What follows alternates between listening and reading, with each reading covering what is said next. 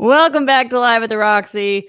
Come one, come all, and let your hangovers live their best lives right now. Hopefully, you did it right yesterday, so you're feeling good and exhausted today. Special guest in the house. You guys know him as my co host of DC Movie News, or I guess I'm his co host. Also, he's the best mocker for Doghouse. It's Adam Gertler in the house. Hello, thank you. Thank you, everyone. So appreciative of your responses. Thank you. Are you looking out into the stands? Yeah, I can't Oh, believe hello, everyone. 700 people Wow. showed up for this live amphitheater performance we have. Wouldn't that be lovely? Like, remember amphitheaters? Is that ever going to happen ever again? You know, I was supposed to be in Austin just the other day seeing my favorite band, the Rolling Stones. When was that going to be? I think the 24th. Wow. In Austin, which is like, come on, imagine Memorial Day weekend, Austin, my favorite food, barbecue. Like, shit. I was going to go with Andrea, my girlfriend, and I was so excited. And like, you know, I've been working so hard with the restaurant and everything to finally get it to a point where I can leave for a couple of days. Yeah.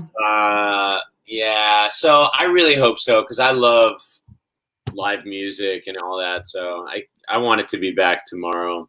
Just to be 100% honest, I don't know that you ever get the Rolling Stones in Austin on Memorial Weekend ever again, Adam. I'm not trying to be a bitch, but like, I don't know that ever happens again. I mean, wow, we missed that one. I missed that one. I wasn't even going, and I feel like I missed that one. You know, I just hope that things clear up soon and they do another tour. I feel like they will, because they're all about just defying expectations. So I do hope they do reschedule for Austin, even if it's not Memorial Day weekend.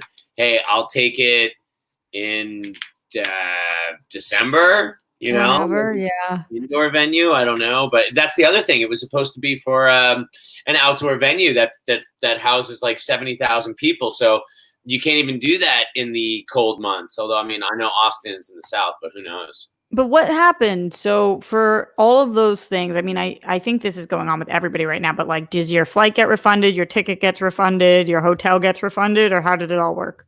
You know what? I haven't even checked with the Ticketmaster thing in a while. That's who I had the ticket through. We hadn't bought in the flights yet. We hadn't got a ticket.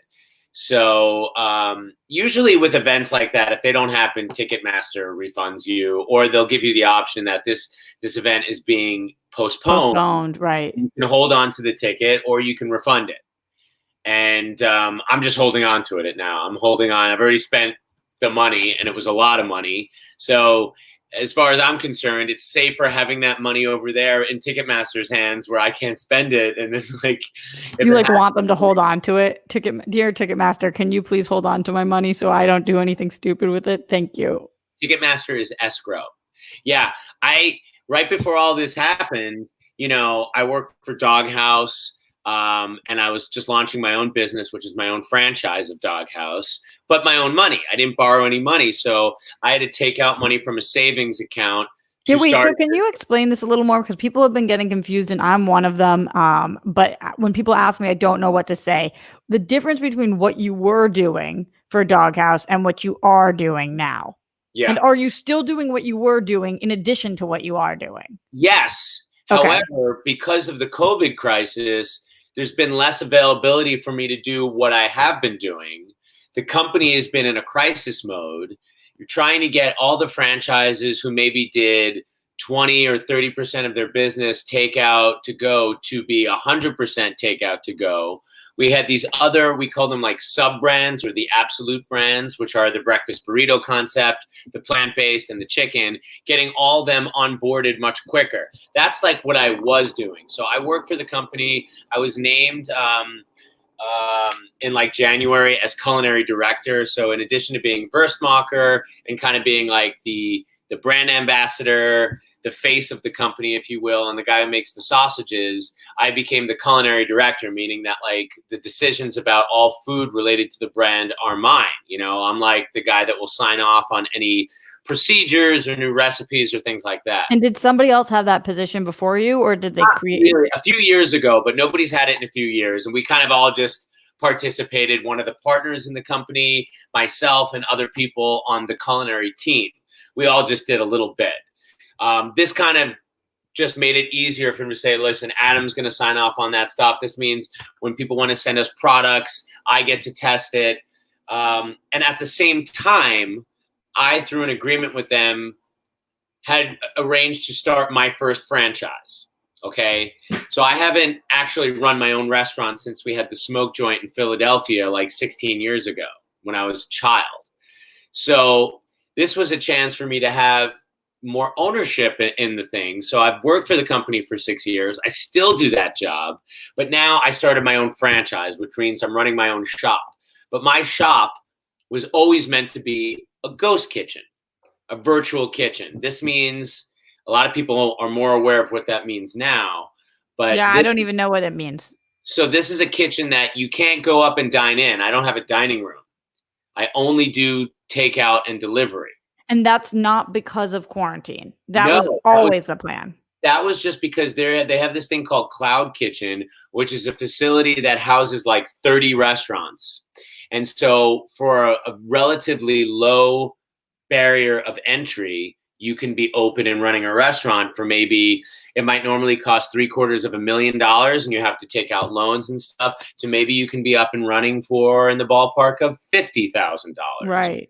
Which means it's a lower risk, which means, when I was going to get into this and invest my own money and everything, I had to be like, if this fails, what does failure look like? Can I walk away from failure and be whole? So do you have to say to yourself, the amount that I'm willing to invest is the amount that I'm willing to lose? For me, 100%. That was absolutely the decision. Because wow, that's so hard because woof. Yeah, we had this restaurant called The Smoked Joint, a barbecue experience in Philly with my brother and a lot of other people. And that restaurant failed. And I was the chef of the restaurant. So I was an employee. I wasn't an owner. And I still saw, people had to declare bankruptcy, the misery of that whole thing, when you have loans, when it's so big. So my thing was always like, if I'm going to start something, it's got to be something small that will grow naturally and not try to go big out the gate and then try to fill the space. Why right? do you feel like you have a good idea of why it failed and how to use that to help you succeed in your new restaurant? Yeah. Yeah, I mean, a lot of it was the size. Like, we were in Center City, Philadelphia. It was like over $1 million investment. We were trying to do Southern barbecue, which was not really known in Philly at the time. It was just too big. It was too much. There were a lot of, I didn't really know how to run a restaurant. I mean, I was a cook, but it's not like I had come up in kitchens. So I don't really have that chef cred of learning and working in a lot of kitchens. I mean, I'd worked as a short order cook. I'd worked in kitchens, but I'd been a waiter a lot more than I'd been a cook. At that point, up until the first restaurant, I was really just trying to be an actor. So food was always my passion. But if you're an actor, it makes much more sense to work in the front of the house. Why?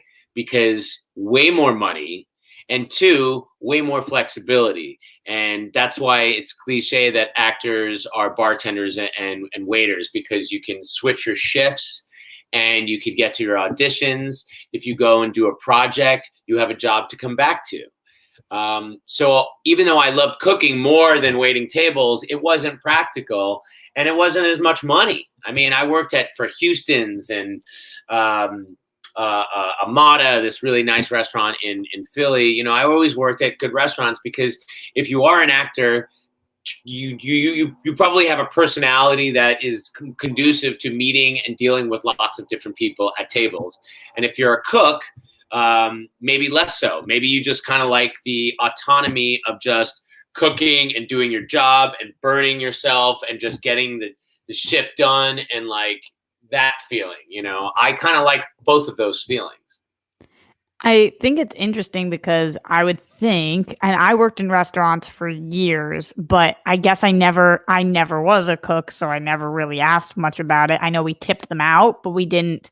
I don't know how much they're making. I always assumed they were making more than I was because they obviously were much more skilled than I was. I was just literally taking, or I was not just a waitress, because being a waitress is cool, but I always assumed. So you're telling me they made significantly less? Yeah, usually that's the case. I mean, yeah.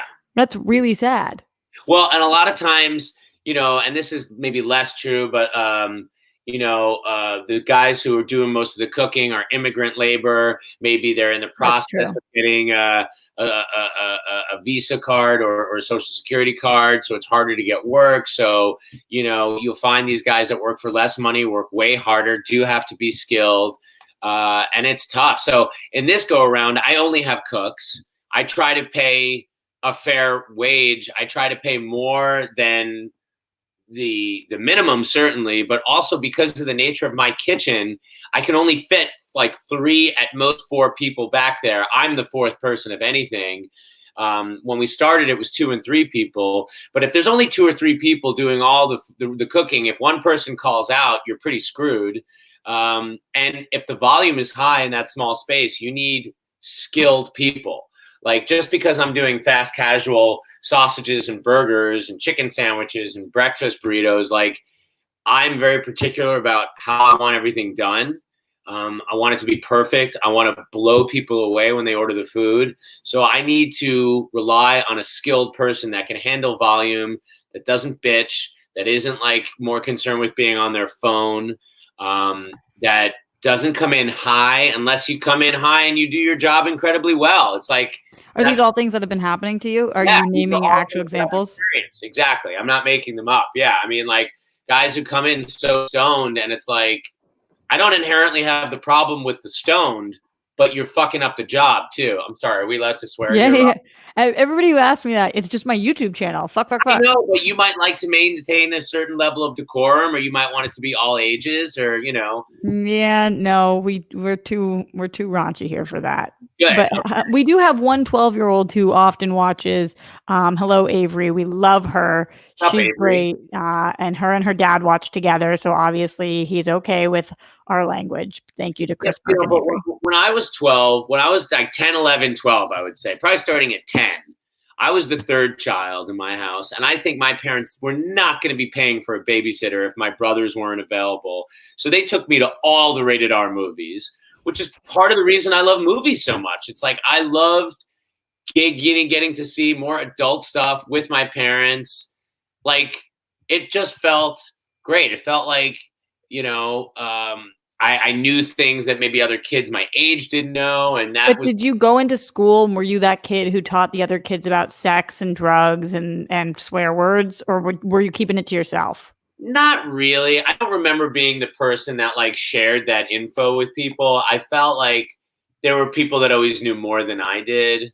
It wasn't even like my brothers were that into like trying to corrupt me. They definitely weren't. How much older are your brothers than you? 4 years and 8 years. Was the 4-year gap or the 8-year gap easier to get along with? Oh, the 4-year gap brother. That's my brother, Keith. He actually works for Doghouse right now in the operations department as well. He's the guy that I opened the smoke joint with. He was the owner. So he and I just kind of have a lot more in common. So I don't know if it's necessarily the age gap as much as it is like our common interests. And that really didn't start. We didn't become like really close friends until, after college, really, until like 17, 18 years old. Like, there was no friendly relationship. It was cordial and getting beaten up by your brothers, as you always do. But like, we've been close forever. And I'm close with my oldest brother too, but it's different. He's in law enforcement. He's a federal agent. He's a very good. Your oldest brother is a federal agent? Yeah, he's a federal agent. Yeah. Out here? Yeah, he's in LA. Yeah, he was stationed in LA. He started as a police officer in Florida for years. And then while we were living in Philly, I was out here in LA for a couple of years after New York. And then I went to Philly for the restaurant. During that time, Jason went Fed.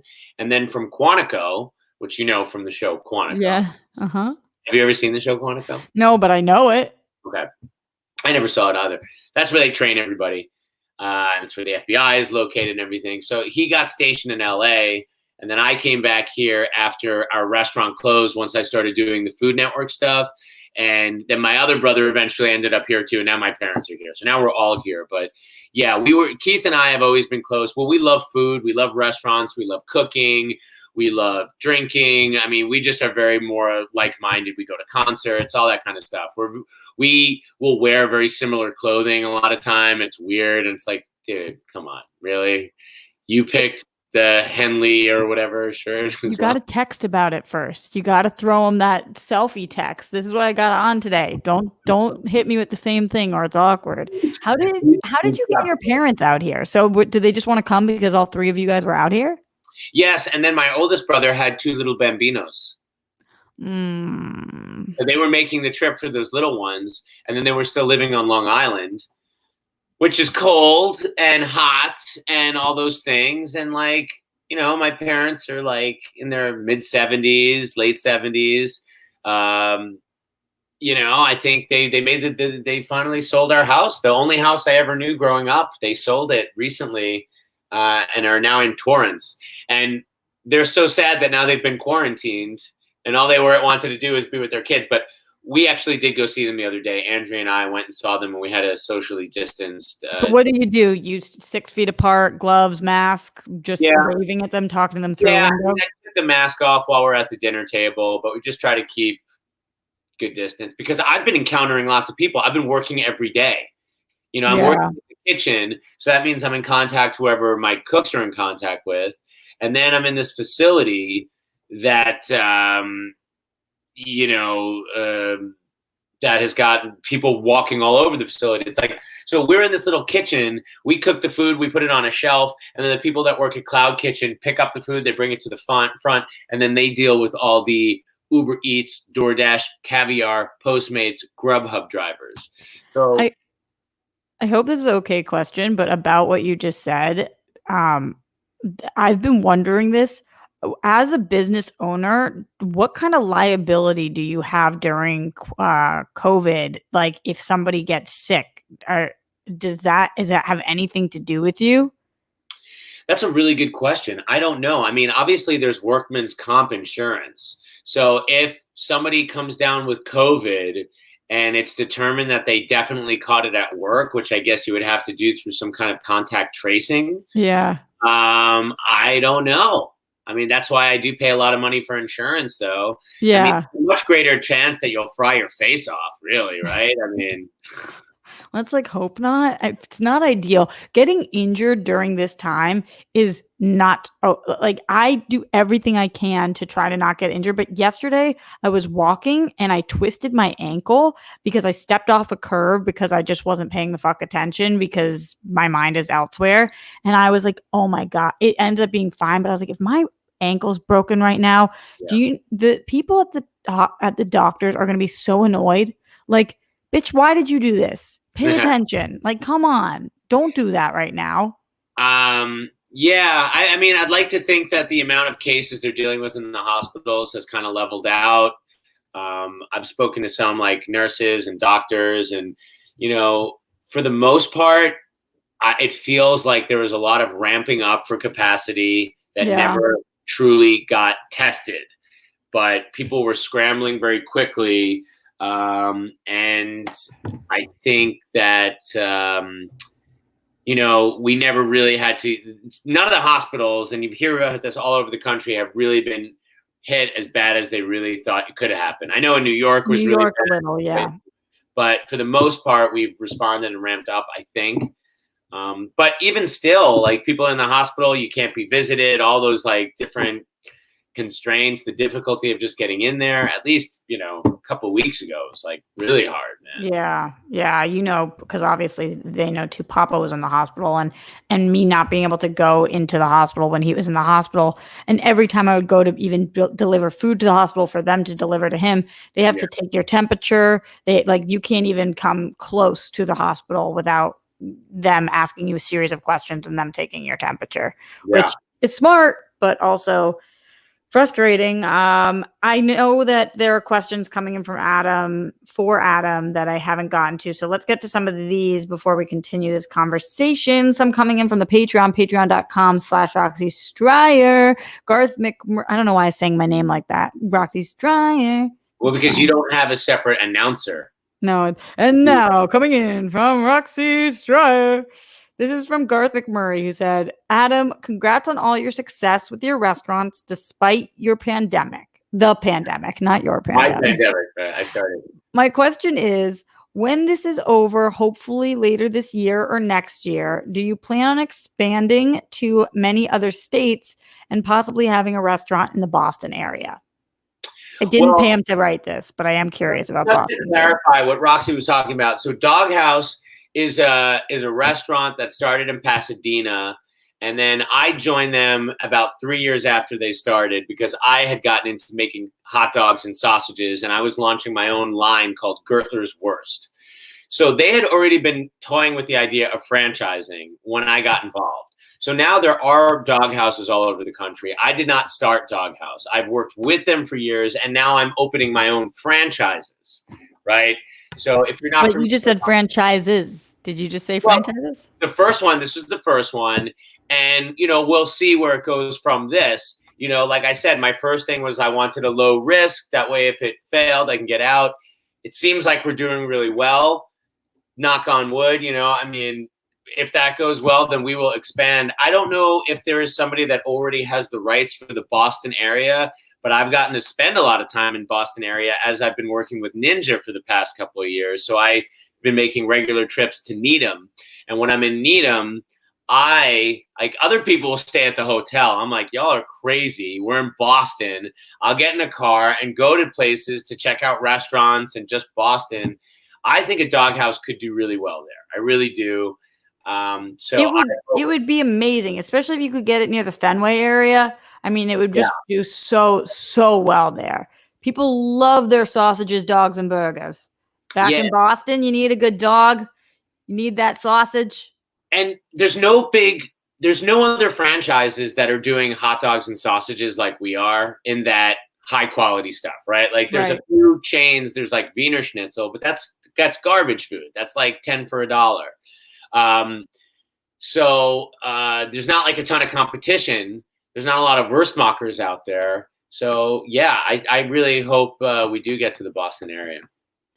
Well, Garth, keep your eyes open and your fingers crossed, whether it's Adam or somebody else opening a franchise there. And if it does open, I will be there to open it because as the culinary director and everything, we go to the openings. That's where you were asking me if I still get to do what I did. Part of what I did is we go to the openings. We train the staff, or other people do more of the training, but then I show up and we do like a free hot dog day where we got a line around the block and we're just giving out free hot dogs to promote the brand. So we just did that in Maryland before this all happened. I think that was actually March. So there are openings that have all been postponed. So now as we reopen the dining rooms and the restrictions lift, we will start doing that again as well, which means that I need to have my ducks in a row for my store and it needs to run without me. But for the past couple of months, I've gotten to become a line cook again at 43 years old. And I'm a better line cook than I ever was. Like being a line cook is different than being a chef. Like you have great chefs, but they can't necessarily cook the food in their restaurants at that volume if they don't do it all the time. Right. Because it's organizational, it's fast, it's quick thinking, and that is not my strong suit. And I've had to learn it and get better at it every day. So I've been really lucky that we've had this time to kind of set everything up.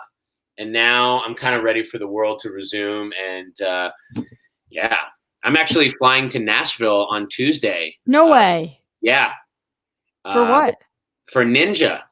For Ninja, we're doing a new infomercial, which I don't know if I'm allowed to talk about what it's for yet because they haven't released the product yet. But this is a relationship I've had for a couple of years, as I mentioned before, and that is amazing. So yeah, we're shooting a segment in Nashville, which is going to be really sad to be in Nashville, a city I love, and not go and see live music. Yeah, you can't do anything. How does that work? So, but Roxy, you started telling me before we started, I didn't realize that you are an extra double quarantine because of your grandparents. Yeah, I've been like crazy. So are people bringing you groceries or what? Do you know what Yummy is? Yeah. I use Yummy solely. I get Yummy delivered to me. And Yummy's then, a store as well as a delivery service? so yeah, Yummy has, I think it's like 11 locations in Los Angeles, and it's a grocery store it's basically like a smaller Whole Foods. So they don't have like a lot of brand names, but they have a lot of great produce, and they deliver in 30 minutes or less. But during quarantine, it's been like in 90 minutes or less, but still not too bad. And I get all of my groceries from there. It's a little bit pricey, and obviously you have to tip the person who's bringing them, which I'm happy to do because thank goodness that they're doing it. Yeah. So I get my groceries delivered, and then sometimes Grammy and Papo's, because they live in a place that Yummy doesn't deliver to. So I'll get them delivered here, and then I sanitize everything to here, and then I bring it to them. Or Gelson's now, we wrote like a special letter for them to get to my grandparents, because you can make a case for why they should deliver outside of their zone.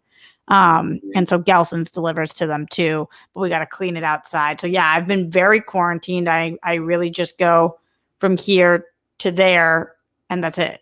Do you live by yourself? Yeah. Wow. And you're currently, I mean, I'm not to dive right into the goody goods, and this is your show, but like, you're single currently? Are you seeing anybody, or is that seeing, but like, I don't know. I'm like figuring my shit out. Like, I feel like it's been the same answer for the 6 years that you and I have been going together. But yeah, I am seeing somebody during this time, but I have to be very careful about that, because I have to make sure that they are whoever they're seeing, I'm seeing.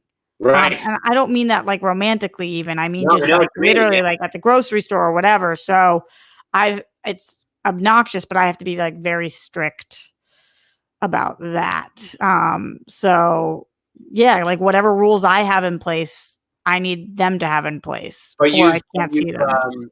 You haven't been without like some contact with people. I see somebody like a couple times a week. Okay. Which is a good amount for me, because I didn't see somebody for the first month and a half of quarantine at all. Yeah. And that was really hard. It's hard. I went, I think it was 6 weeks without like literally seeing anybody. And that was like, it's very hard to be isolated during this time.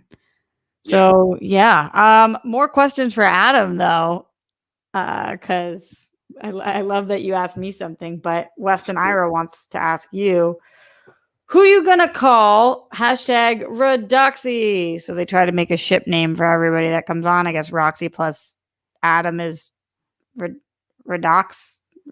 I don't know. I think Weston, you blew it on that one.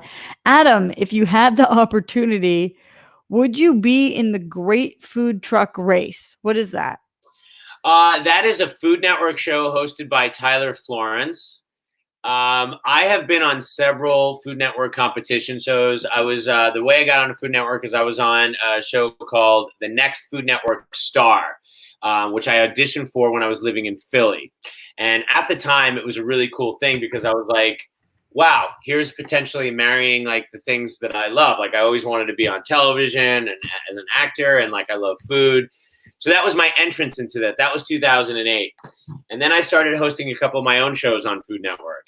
Then I did Comeback Kitchen 2 years ago on Food Network. And then I did another season of Food Network Star. So I would not do Food Truck Race because I don't have a truck. I would need to get a truck. But just let's assume that we had a doghouse truck. Have you guys talked about that at all? Yes. We've talked about it a lot. We've looked into it. It's just never worked out for one reason or another. It was always meant to be more of a promotional thing than like a way to make income. Right. So that's just kind of just figuring out the logistics of it. It's still always something we talk about. But so that show is basically the same kind of thing. It's cooking competitions. You drive around and then you compete. I think I'm pretty much done with competition shows because I've done them a couple of times. And it's so stressful and it's exciting. Is it really? Like, what kind of stressful in what way? Just you are dying to Well, win or what? because you're about to start a challenge that you don't know what it is. You know there's going to be a certain amount of time you have to do it, and you have to hope that you have a plan, that you can execute it in that time, and that it comes out like how you planned it. And there's just so many things you don't know, so you're always have this like lump in your chest.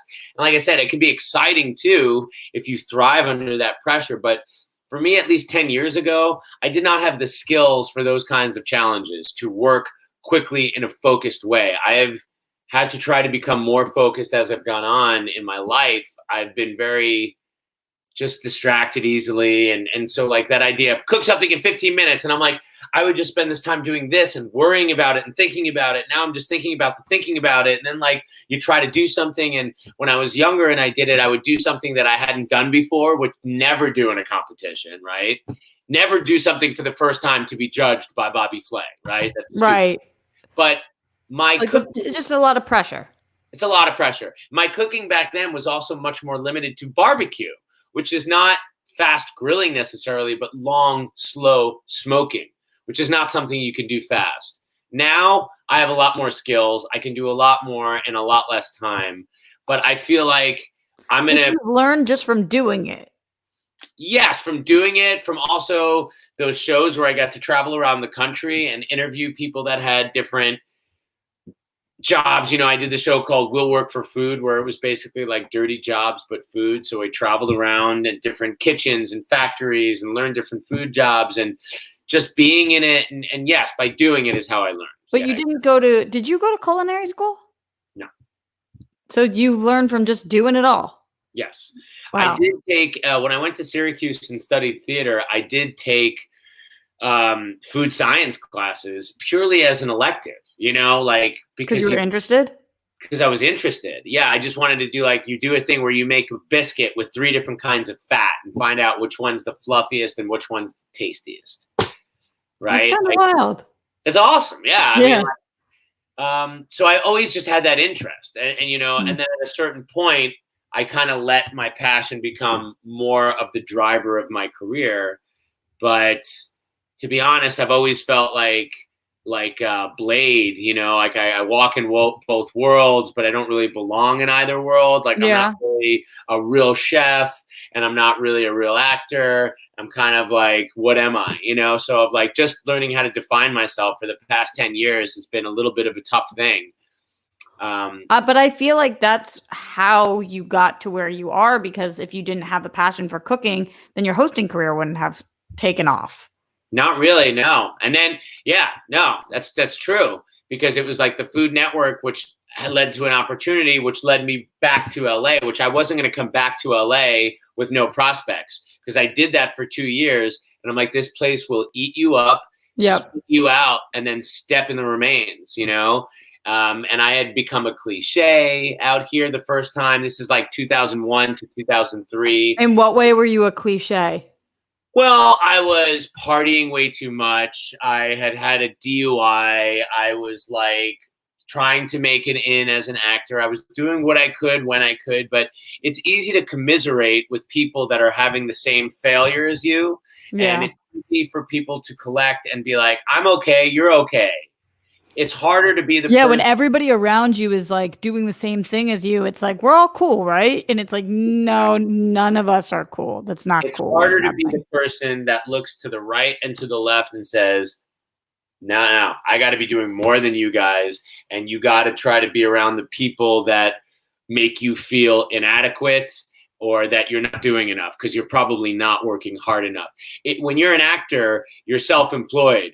But the employed part, you know, people just think of it as like getting gigs, but it's like to be fully active and engaged all the times. It was certainly nothing that I was prepared to do at age 23. You know, it was just too much. So when I had the opportunity to leave and open a restaurant, I went for it because here's something else that I'm passionate about.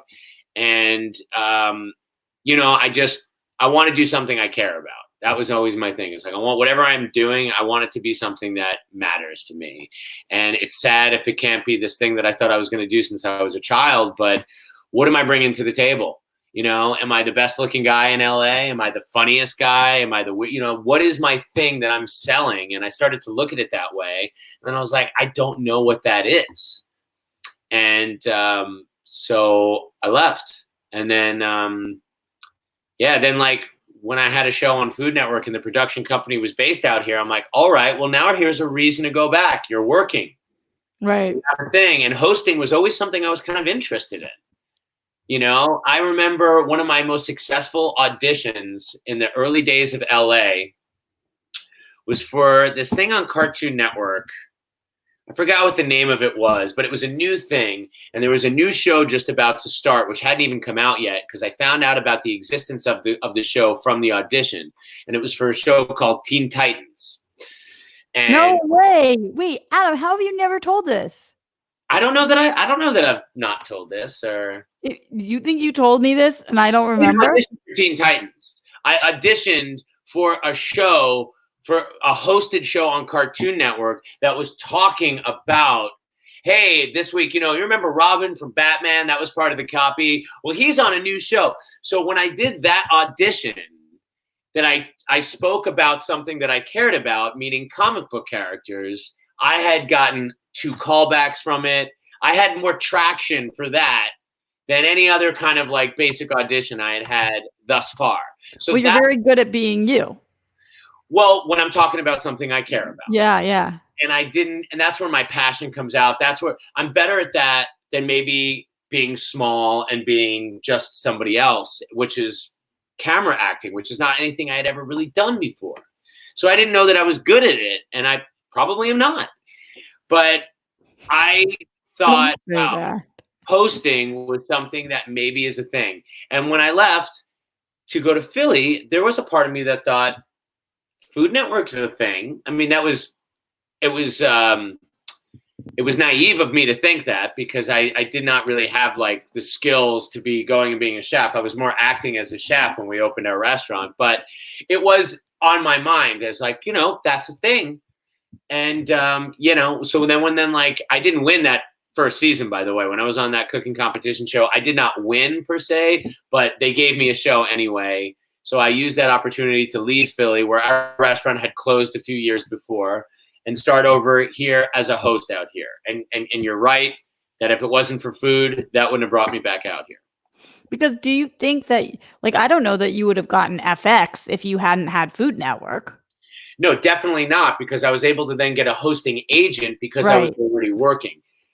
Good luck getting a hosting agent if you're not like, you know, it's hard if you're not already doing something, right? Nobody wants to spare you a second thought, especially at the time I'm 30 years old, right? Like usually like they like to catch people when they're younger or older or whatever. It's just like, I was able to get an agent because there was already revenue coming in for them.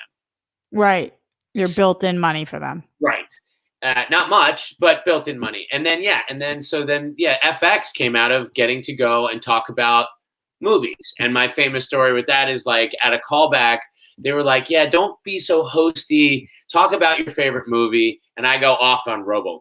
I just started talking about the original RoboCop and how much it's the perfect film and the perfect comic book, superhero movie, all that stuff, a perfect movie. And you're right. It was like talking about something that I cared about, and they could see it. You don't have to act like it. You don't have to think about, am I showing that I'm caring? You're just doing it. You're just caring. Yeah. You're just caring because you do. Well, it's been an interesting journey with you then, but I'm glad that you decided for food, because otherwise I feel like a lot of us spin our wheels not knowing what the thing is, and that made you be who you are. And also, I love your sausages, so I'd be very upset if I had never had that surf and turf one that I've been begging you to make a replica of for the last 5 years. So there's that. I am going to do it. So you say. This is what you said to me. You promised me for my birthday this year, but my birthday is in July, and we are in quarantine. So I don't know if it's going to happen. All right, I will get it made for quarantine. You know what I'll do? Here's what we'll do. I'll make it, and then I'll also make it a special on my menu, because I'm allowed to do that. I'm allowed to make up any specials as the culinary director. I can It's a game changer. It can't just be a special. It needs to be a permanent. I don't know why you don't add it. It's the best. No, well, it can't be permanent for a couple of reasons. We need to produce so much product that I don't make it personally anymore. You need to make 10,000 pounds of it so that it goes to all the dog houses. If I make like 50 pounds of it, then some goes to Roxy, and then I sell it out at my place. I don't know that people would go for that, a steak and lobster sausage. Like, it sounds so freaking weird. It's so good. It is so good, but I don't know if, like, Americans are weird. They don't like to get, like, unusual stuff. Like, some of the best things we've tried to put on the menu, if you don't name it the right thing, or people aren't as adventurous as you'd want them to be. But I don't know, because you were talking before about competition, and I know this isn't your competition because they don't have as big of a brand as you guys do, especially not around the country. But one of the sausage places here in LA, have you heard of Worst Cooch? Oh, yeah. I've been there many times. Yeah. Worst Cooch is great, but they have like very exotic sausages, right? Like their thing is like rattlesnake and rabbit, or like whatever. They do a really smart thing where they have 3 categories, really. There's like more basic stuff, and then there's like more like interesting things, and then they have exotic as a session. So it's like it kind of scales up, and they're really smart because they don't make any of those. They get them from different places. But is that true? Yeah, they're not making their own sausages. Oh, I didn't know that. No, I mean, it's smart. There's only a couple of them. It only makes sense to make your own sausages if you have enough volume. Right. So we had to get to the point where Doghouse went from 3 to like, there's going to be more, so that you can get someone to produce it in a facility. Otherwise, if I was just making it myself, I wouldn't be able to do anything else but make the sausage. Make sausage. Yeah. But Worst Cooch has great food, and they just have beer and French fries. It's such a simple method. The only thing they bring in that's produce to prepare is onions and potatoes to make French fries. Is that true? So simple. Yes. Wow. And then the sausage, they just bring it in, they grill it, but I mean, it's smart. And then they're really showing us how the sausage is made. Oh, yeah. Going back into you guys in the Streamlabs, streamlabs.com/Roxy Stryer. Glenn says, hello, Roxy and Adam. Happy Tuesday. It's great to have you on the show, Adam. Thanks for joining Roxy and virtually hanging out with us today. Glad you remember the Rockstars band. What's your go-to restaurant and meal when you're back in your hometown? Ooh, interesting. Oh, when I'm back in my hometown, Long Island, it's definitely pizza from a couple of different places. Like Long Island pizza is very different. You know, people talk about New York pizza. Long Island pizza tends to be a little bit thicker than like in Manhattan itself, but still you're talking about a big pie and a floppy slice that when you fold it, it droops over. So there's a couple of places that have got like really good pizza. There's one place, Chefs, that I actually got to feature on Food Network's Best Thing I Ever Ate, where they do a spinach pie, white spinach pie. Love that. I know Roxy's loving this because she loves cheese. I love pizza. I hate cheese. Just make it tomato-y. That's all I care about. What about Parmesan cheese? Is that something that can be on it? All cheese. Hate it all. All right. Not more even things. An allergy. It's just like a don't like. Yeah, but to the point where now I get sick when I eat it because I never eat it. So I've like made myself have an allergy to cheese. More things in here. Rob K said, in absence of Larry Lease, hit that like button. Yeah, Larry's usually in here to tell you guys to hit that like button. So hit it up. Is it called the Larry like button? No, Larry, it should be though. But Larry just always reminds them. He pimps out the stream, which we appreciate. Garth says, out of curiosity, I looked at the Doghouse website, and the only location in Mass is the absolute worst stand at the Xfinity Center in Mansfield, Mass. That's what it's called. So maybe you can open a franchise in Boston and Arlington, Somerville, Newton, Cambridge, etc. Yeah. Well, what is the absolute worst? That's a cool name. I can, but also other people that maybe live closer to there can do it as well. But we signed an agreement with Live Nation, so our products is at that stadium that you're talking about. So yes, technically we do have food available in the Boston area at that arena. I forgot about that. Is Xfinity Center, because it's changed so many times, is that just the amphitheater and Mansfield that I grew up going to for every major concert. You Probably. got wow, damn. I have to go Probably. back just so that I can go check out the absolute worst stand. Weston Ira says Redoxy is French, but I understand. So our ship name, I guess, Adam and Redoxy, whatever. Have either of you seen Stargirl yet? 2 episodes in, and I have a question like about evil Conan O'Brien. Also, what do you peeps think about if you were single in your case, Adam, which he's not, a blind date contest post quarantine?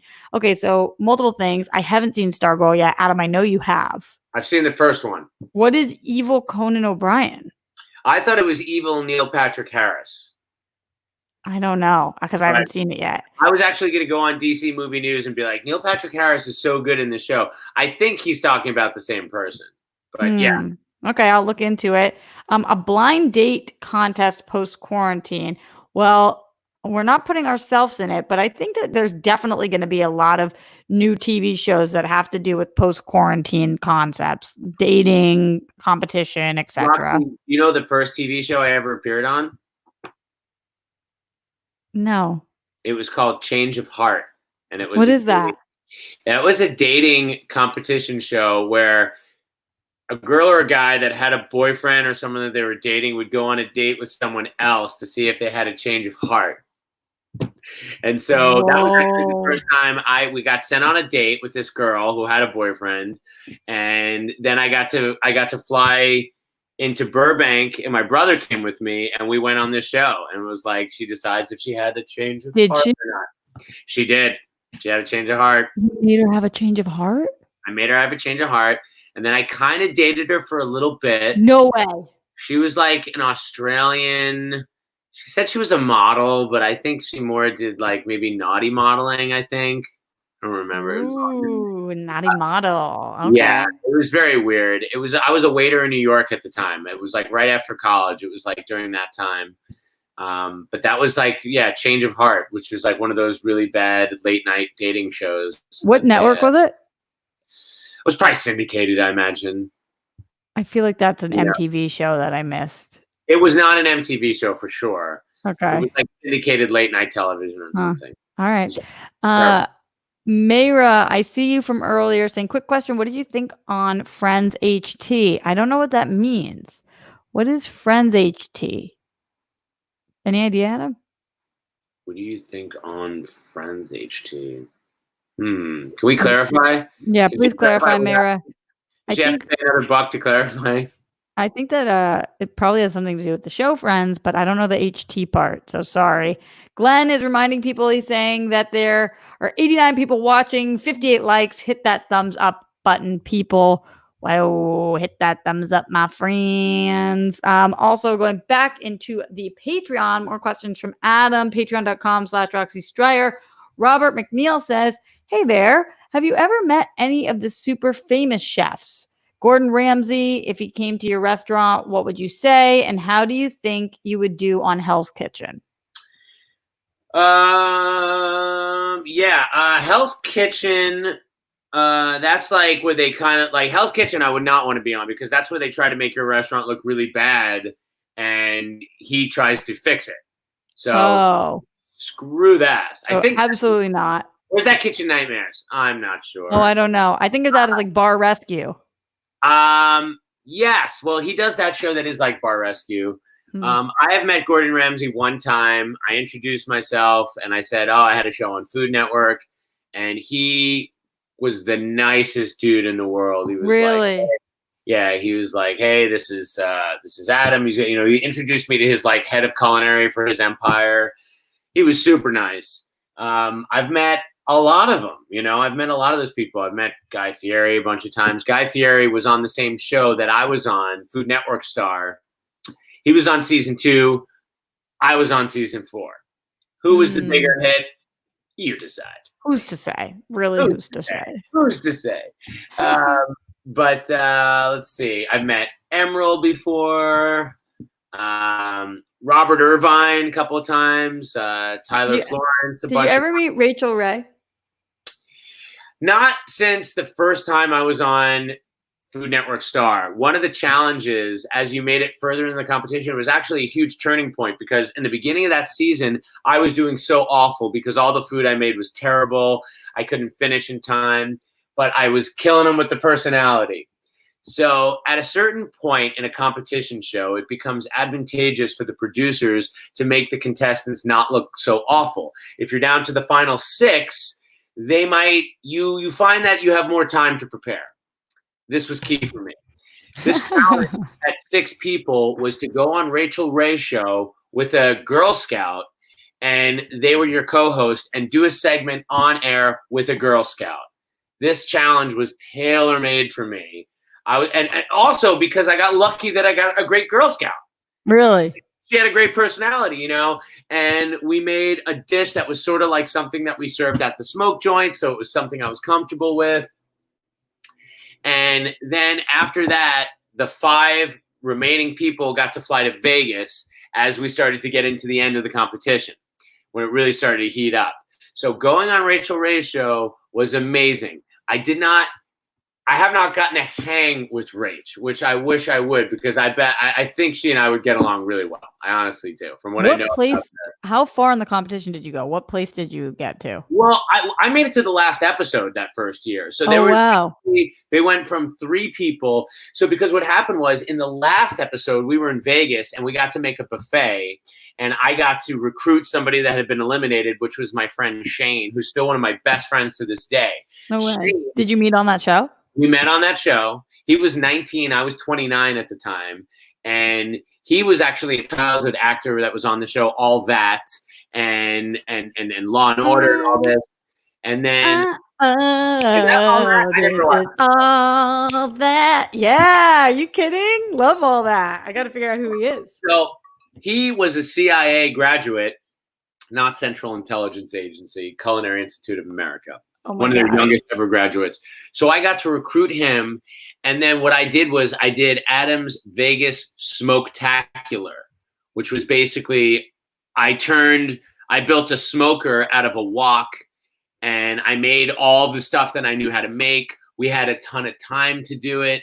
And then the Vegas chefs, so you were judged then by all these different chefs and restaurant people from different hotels in Vegas. And then they had showgirls that came in and people from the different shows. And I was the fan favorite. So we went from 3 to 3. Like, you were supposed to go from 3 to 2. And they basically just did that move where, like, you're all going to the finale. And then they all did a pilot, because Food Network star at the time, the winner of the show gets a show. So I made it to the finale. I didn't win, but then in a couple of weeks they called me and be like, "Hey, you can't talk about this, but we're gonna fly you out to LA to shoot a test of a show, and you might have a show." And then I found out I did have a show even before the first show finished airing, which I lost. So I couldn't tell people, but then I was already leaving. I had to make plans to leave Philly. And so I had a public viewing and people saw me lose. Then I had to be like, well, but I'm moving anyway. And I couldn't tell people why. You couldn't tell them why? That was probably so confusing. It was the most exciting time I can remember being alive. Like, even though the thing was already shot, when you do bad on the show and people watch you, it hurts. Yeah. It really hurts. Even though you know how it all happened. But then as we got to the end and I started to do better, and then when I found out that I was getting a show anyway, and I was still waiting tables, oh my God. And I'm like, holy cow. I always tell people, like, I was in a state of grace, because it's like nothing you can say can upset me. Yeah. I'm about to, like, go shoot my own first television show. In a couple of months, I can't even talk about it. It was like living, like, my secrets had secrets. It was the coolest thing in the world. Yeah, but it's like, that is the coolest thing in the world. But at the same time, it must have been the most frustrating thing in the world, because anybody who's like giving you crap for losing things, you're like, you don't even know, bitch. I know. Like, there were a couple episodes I think I went home to Long Island to watch. I didn't want to watch publicly in Philly because I was so embarrassed by him. I'm sorry. I should go back and watch and then make you feel better about them, because no matter how badly you were doing, I would have done way worse. Well, I would hope so. Yes. Just maybe that would help, though. You never know. Mayra was correcting herself, or was clarifying. Honest trailer. So I know that they were doing an honest trailer for Friends. I didn't see it yet. So it probably dropped today. But initially, so obviously, Screen Junkies is like my home. I've been with Screen Junkies for over 5 years now. However, you guys know, because of quarantine and cutbacks, I am not currently on SJU every week. So I know that before quarantine happened, they told me they were doing a Friends Honest trailer, and they wanted to commission me to like talk about the things that bothered me in Friends, and like because I'm like the Friends person, whatever. But instead, I have a thing. I don't know if they've announced that it's coming out, but I have a thing related that is coming down the line. So they got to hear a lot of my friends' thoughts. So I'm definitely interested in listening to this, because I'm such a diehard Friends fan. And I'm hearing it's one of their funniest honest trailers. So I'm really excited about it, but I haven't heard and I don't know anything about it yet. So don't ruin the jokes for me. Do you know when HBO Max drops? Yes, HBO Max drop, but it doesn't drop with Friends. It doesn't drop with Friends? No. Oh, it drops with Friends, but not with Friends Reunion. Yes, I know that. Oh, okay. I believe it's tomorrow. I got the email clarifying what we were talking about on DC Movie News. So I am a member of HBO Now, which means that they are automatically going to update you to HBO Max. That's great. I think it's tomorrow. Yeah. Wait, let me see. Why do I think it's the 27th? Yeah, it's tomorrow, the 27th. Crazy. HBO Max coming really soon. So I will see what happens with this Friends Honest trailer, which I'm excited about. We talk about the ass reaming you got from people about Snyder Cut. I guess I don't want to say ass reaming. They know. They all know. I know. I haven't talked to you about it. People are not nice to you, which is like, it's a weird thing because you put yourself out there so much, way more than I do. Like, I don't have the internet fan base that you do. And then like, sometimes I've been jealous of you. I'm like, man, Roxy can connect with so many people and like, they really love her. But this was one of those times you were not jealous of me. This was one of those times you were I mean, like, but it's as if I have personally attacked people's mothers. Like, that's how people respond to me. Like, I'm coming after their families. It's been wild. Yeah. I saw that Dan Murrell, who was formerly Screen Junkies, has his own stuff going on now, also Schmodown. He had also been talking about how we had never seen the Snyder Cut, and he got a lot better reception because he released this video that was just called like "Why I Was Wrong About the Snyder Cut," and I was like, maybe I should have done that. Yeah. Like, I never denied that I said any of those things. I just get annoyed with people who are like, "You were wrong. That's not right." It's like, okay, sure. Yeah. Great. Yeah. It is what it is. I was thinking about it, and I think like, on the annoying side, it's like sports, how people are with sports teams, right? Yeah. I'm never related to sports teams, but people are prideful about their sports teams, right? You care about your New England teams. I don't give a shit about any of those teams, but I get why people do. And people were part of this movement, and they want their credit for it, and they want to be like, in your face, everybody, our team won. And I get that. And I wish people were more like you're suggesting they are too. But I guess it gets tricky when you're saying how people should be. Ever. I know. That's tough. That's the problem. A couple more things. I know we got to get out of here soon, but there are a couple more questions and comments for you, Adam. So I want to get to these. Sure. Oh, wow. Time flies, Rox. I know. After all this time, you're still so easy to talk to. You too, my friend. I've never liked you. I've never had a day when I haven't liked you. I just want to say for the record. So all you motherfuckers who ever didn't like Roxy for even a day. There's so many people who have not liked me. There are people who come on the show and say, I didn't like you for 3 years. It's like 3 years is so long to not like me. I know it takes some growing and building and getting used to me, but 3 years? Really? I guess I grow like a fungus on people. It's such a nice thing to say about yourself. D-Train says, what up, y'all? Just saw yesterday's show with Cameron and Hector. I'm so glad that they mentioned Dr. Sleep. It was my favorite movie of last year and the most underrated movie in recent years. Too bad people were sleeping on it. No pun intended. Did you see it, Adam? I did, in the theaters. I didn't see this one. What did you think? I went to one of those when Warner Brothers like gives you a free advanced screening. Like we saw it the day before it opens. Mm-hmm. And I enjoyed it. Quite a lot, actually. I should see it, but I just haven't, and I will. Glenn in here says, thanks for giving us a fun show today, Roxy and Adam. 2 thumbs up. Y'all are the best. Keep killing it. Here's my last cue for the both of you. Who's your favorite DC character to appear on a TV show or in a movie, and your favorite Marvel character on a TV show or in a movie? Oh, that has appeared already? All right, let's assume that has appeared already. DC character, TV show. I'm going to say Swamp Thing. Your favorite DC character to appear on a TV show or movie is Swamp Thing. And the reason I say that is because I feel like it is the closest, best realization of that character in that format. Meaning, I love Superman, but is the best Superman a TV Superman? I mean, you might say that George Reeves is pretty great. It says TV or movie. TV or movie? Yeah, TV or movie. Favorite DC character. Movie. I'm giving you more. For okay. TV, it's Swamp Thing. And for movie, it's definitely between Batman and Superman for me because I love those movies so much. I still think there's something about Superman that you can only realize on the big screen that is so great. I'm going to go with Superman.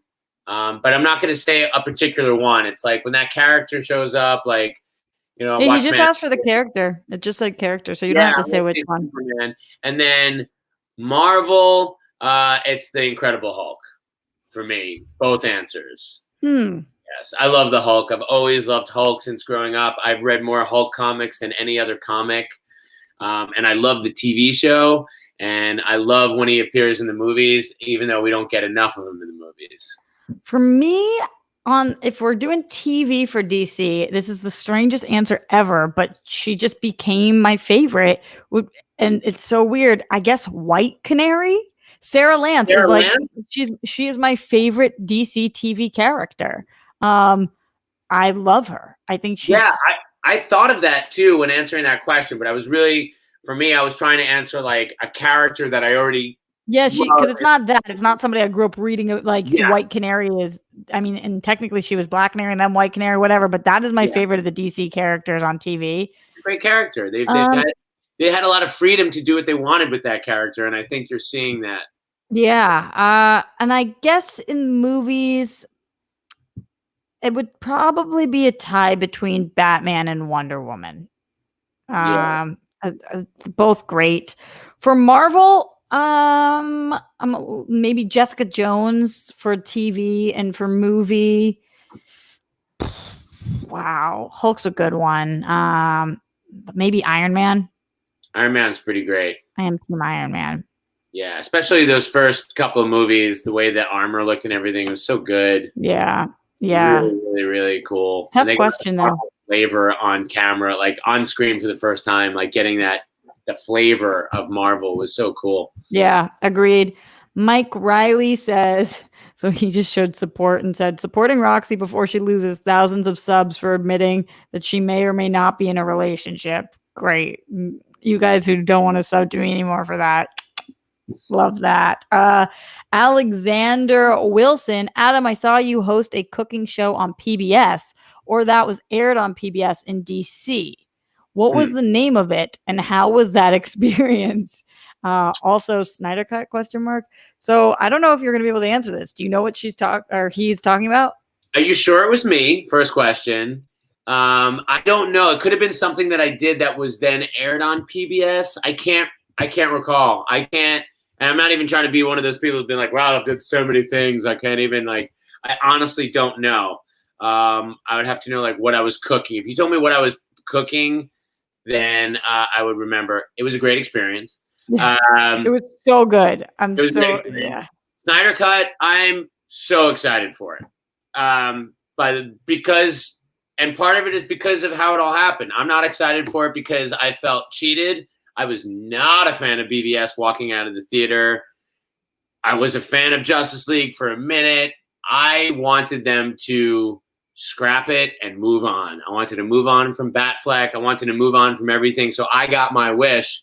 And now we have been reporting on the Snyder Cut for years. Am I curious about the story? Yes. I'm excited that it's coming here in this format. However, the thing with the Zack Snyder DC movies is that they always seem very grandiose, but he doesn't always have the character thing that I love, that I want to relate to. Yeah. The pictures are always really pretty. But the idea that, like, no, this is going to be like, you know, like people are saying, like, if you weren't a fan of like his other movies, you're probably not going to like this DC one either. But I'm super curious. I can't wait. I love 300 a lot. I'm excited for the Superman part of it. Really, if it was anything, he's my favorite character to appear on screen. And I feel like Superman got screwed in the theatrical cut of BVS, much better in the extended. I mean, they screwed him. They screwed Clark. You don't want to screw Clark. A mustache ride at best. And then they opened the movie with the mustache gate. So I'm really excited for all that stuff. Plus, just seeing it with those changed expectations on HBO Max, it's going to be so cool. A couple other things. Mr. Caesar says, first of all, yes, congrats on your success with your restaurant. Wait, did I? Oh, no. He already thanked you for this, but he did have a different question here. He said, now, since I'm a self-proclaimed foodie and you're a restaurant owner, I have a food-related question for you. How do you rank the following foods in order of preference? Okay, so this is a list. Great. Burger, steak, barbecue ribs, parentheses, pork, chicken, taco, parentheses, fish. So it's burger, steak, ribs, chicken, and taco.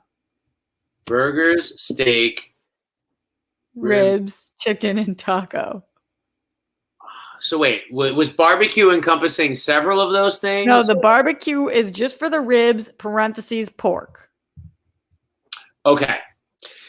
And then it was burger, and then it was steak, and then it was chicken, and then it was taco, but the tacos specifically are fish tacos. Tacos on the bottom. And then chicken, then steak, burger and ribs, barbecue ribs, really close, but I'm going to have to go with ribs. Ribs is your number one? Yeah, ribs would be my number one. And granted, that whole list can be completely flipped based on how good the execution is. Right. Okay? So I'm assuming the best version of all these things. Mm-hmm. And barbecue ribs that I had at Dinosaur Barbecue in Syracuse, New York, changed my life because I wanted to open a barbecue restaurant, and I did, and I'm still smoking meats to this day. So that's influenced my life more than anything. A burger is such a perfect food. I had one of our burgers last night, the holy aioli, bacon, caramelized onions, garlic aioli, American cheese. So good. A burger is my oldest and dearest friend. Steak, when it's great, is great, but I'm not like, and I love a good steak, but it's like, yeah, you know what I mean? Like a good burger, a good barbecue to me is better. Chicken, I love. I have chicken all the time. My smoked beer can chicken is one of the best things in the world, but it's such a utility player. Yeah, this is just not specific enough. Chicken, like what kind of chicken? Exactly. I eat chicken almost every day. I definitely eat it more than any of the other meats in many ways. And then fish, yeah, great fish taco is great. I've had way more bad fish tacos than good fish tacos. Me too. Okay? Me too. Too fishy. Too fishy, right? So a great fish taco is great, either grilled or fried. So I'm talking Baja style fried in a beer batter, or a really nice piece of like grilled fish. But good luck, because most taco places don't get high quality enough fish. So unless you're really close to a place where you can get fresh fish, you almost need to be at a seafood restaurant. You do need to be a seafood restaurant. And then what are you doing getting tacos? It's a tough thing. You see what I'm saying? So, oh yeah, that not only is that my list, that is the list. I like that you just made that executive decision. Also, something I wanted to address in here. This was coming from Robert, who said, not a question for your guest, but I was watching yesterday's stream and I was taken aback with your Memorial Day conversation. I'm a combat veteran, and Memorial Day is a sad day for me, as it is a day I'm saddened by my friends who never returned and made that ultimate sacrifice. So for anybody who didn't watch yesterday's show, what we were talking about, and I hope that this didn't offend anybody, because again, I think I said this during the show, but I could not be more grateful and thank everybody for their service. And what we were talking about is the fact that people say Happy Memorial Day. And it's become like kind of a strange thing, because what do you say? What do you say on Memorial Day weekend, or how do you phrase things? Yeah. And so we were just commenting on the fact that it's an awkward, what do you say? It is awkward. I thought about that yesterday, and I thought I wouldn't say Happy Memorial Day, but I would say have a great Memorial weekend. Yes. And the weekend part seems like you can enjoy the day. Like saying something specific about the day is challenging. I would also say that anybody that has experienced combat probably has an entirely different point of view to that day than even if you tell people, hey, this is a Memorial Day, it's supposed to be a solemn occasion. It's hard for people not to justify enjoyment over a 3-day weekend. Right. And the opening of summer.